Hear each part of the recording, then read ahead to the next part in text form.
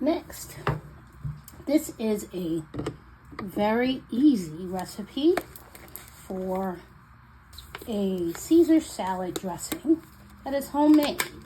You control the oil, salt, and cheese intake, and so it's a very easy recipe.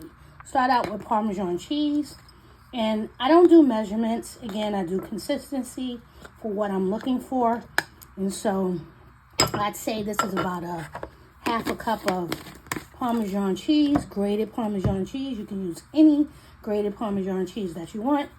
Then this is going to be about 2 tablespoons of mayo to add to this. The mayo and the cheese, you're going to mix that up. Once you start mixing, that's what will tell you whether you need more mayo or more cheese in the mix. You start to mix it up. You see that's a very thick sort of dressing right now. So I'm going to add some more mayo, a little bit more mayo, just to smoothen that up. It'll also get smoothed out the more ingredients you add. And so the next ingredient that I'm going to add is going to be peeled or chopped garlic. And so I do use chopped garlic that's already chopped for this recipe. I'm going to start out with 1 teaspoon of garlic, fresh garlic. Try not to put so much of the liquid. This is just garlic and water. Sometimes I have garlic and olive oil. Then you're going to put a squeeze or 2 of lemon juice, not a lot. A dash of salt. A dash of, I like a more peppery sauce. Again, once all of the ingredients are in, you can start to mix. Look at the consistency of the dressing that you're looking for. If you like a thicker dressing, then you know you're going for a thicker sort of dressing mix. Milk is only going to be a little bit of milk. This is what will loosen up the dressing to make it more of a poured dressing. Or if you like a thicker dressing, you're going to not put so much milk. So you see this is now smoothing out. And so it gets easier to mix. And then last but not least, you're going to put a dash or 2 of Worcestershire sauce. I cannot say that word. And so just a dash or 2. You're not going to put a lot. A little bit goes a long way. So you see that turned it a little darker.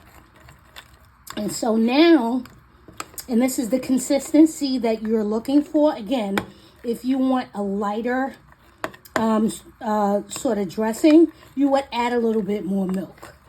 And it would loosen up a little bit.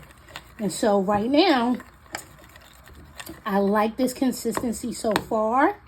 I'm going to taste. So when I taste it, I'm tasting lemon. To me, this now needs a little bit more salt.